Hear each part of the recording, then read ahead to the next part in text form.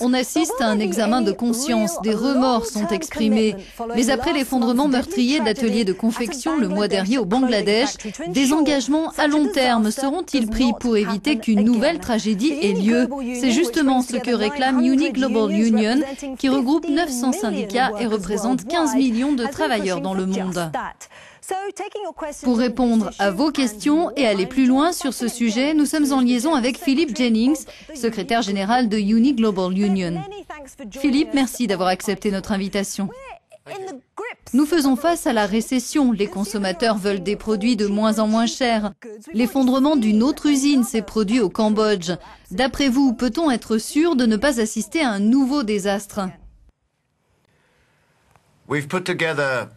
Nous avons présenté un accord, nous, Uni Global Union et un autre syndicat, Industrial, qui associe les secteurs de l'industrie, des services et du commerce. Et c'est un accord sur la sécurité des bâtiments et vis-à-vis des risques incendies dans les usines au Bangladesh. C'est un accord qui comporte une avancée, il est contraignant et exécutoire.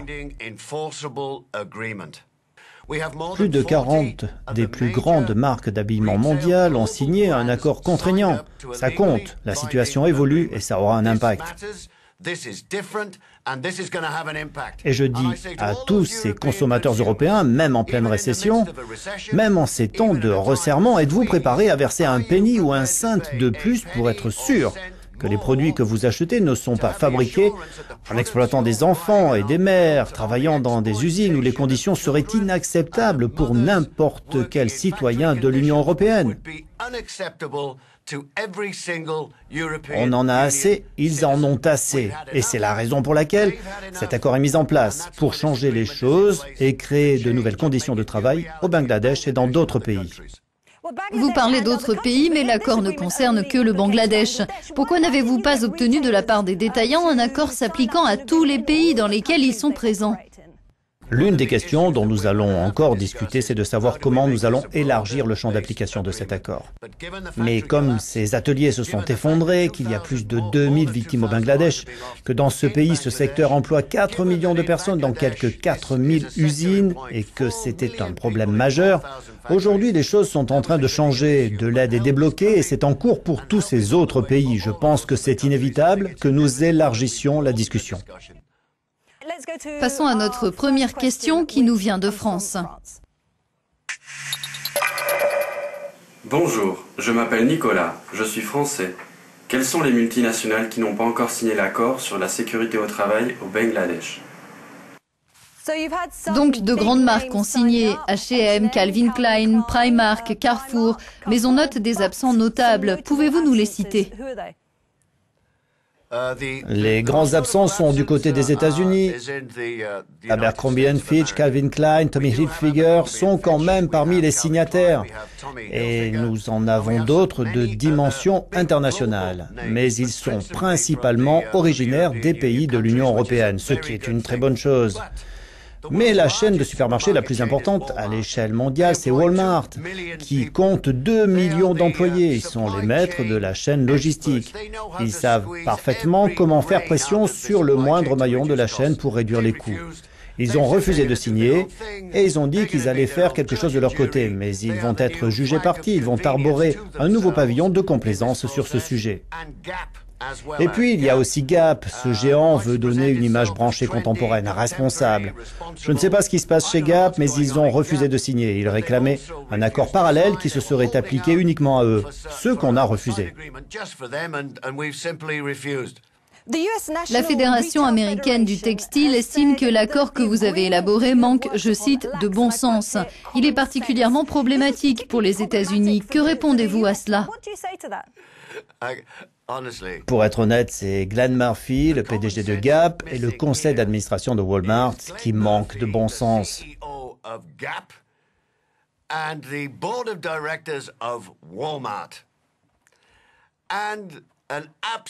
Et il y a un manque total de sens des réalités et de sérieux du côté de la Fédération nationale du textile. Ces représentants sont tyrannisés par Walmart, tyrannisés par Gap. et ils se permettent de dire que l'accord manque de bon sens. Il est question de vie et de mort ici. Le bon sens, c'est de faire ce qu'on peut tous ensemble, les entreprises et les syndicats avec les gouvernements, pour améliorer la qualité de vie des Bangladais. C'est du bon sens, mais c'est aussi dans l'intérêt de tous. Vous parlez de vie et de mort, mais on pourrait aussi vous répondre que vous avez été plutôt intransigeant lors du processus de négociation.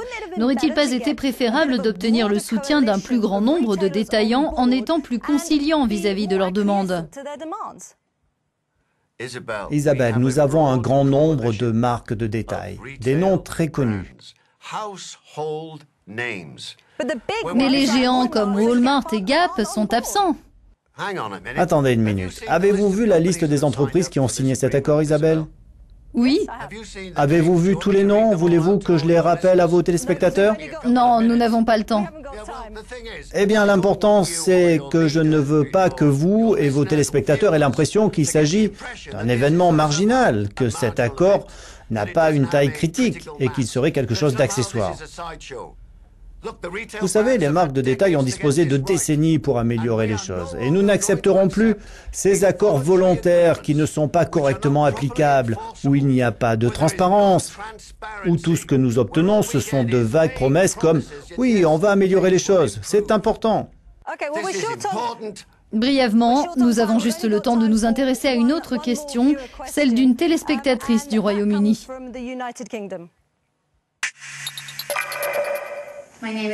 Tessa White, du Royaume-Uni, l'Union européenne s'est engagée à faire plus pour améliorer les conditions de travail au Bangladesh.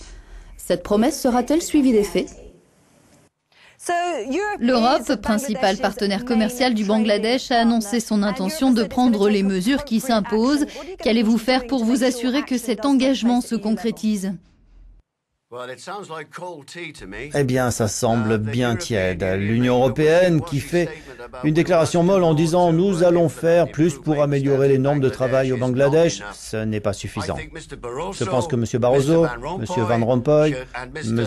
László Andor, le commissaire aux affaires sociales, devraient dire qu'ils soutiennent cet engagement, qu'ils soutiennent le monde de l'entreprise et Industrial et Uni Global Union dans leur démarche pour s'assurer que ce texte sera appliqué.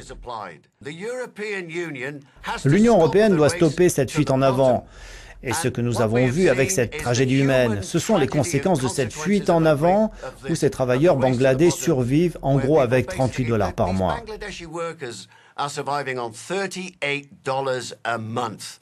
Mais quelle est votre intime conviction? Pensez-vous que l'Union tiendra ses engagements? Tout ce que nous pouvons faire au sein de la Confédération européenne des syndicats, c'est faire de notre mieux pour utiliser nos pouvoirs de dissuasion et ainsi nous assurer que c'est ce qui se passera concrètement. Et l'Union européenne pourrait nous faire bénéficier de vents plus favorables en réclamant clairement au secteur du commerce de détail, qui après tout est l'employeur privé le plus important en Europe, que les produits vendus sont fabriqués dans des usines où les conditions de travail sont justes et sûres.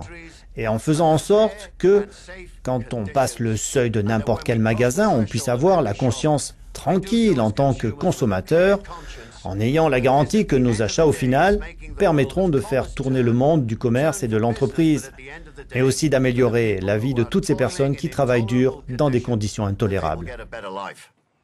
Philip Jennings, merci beaucoup de votre participation à iTalk. Vous trouverez le nom de notre prochain invité sur notre site internet ou sur nos pages des réseaux sociaux, puis n'hésitez pas à nous envoyer vos questions. Depuis les studios du Parlement européen à Bruxelles, c'était Isabelle Kumar. Merci de votre attention.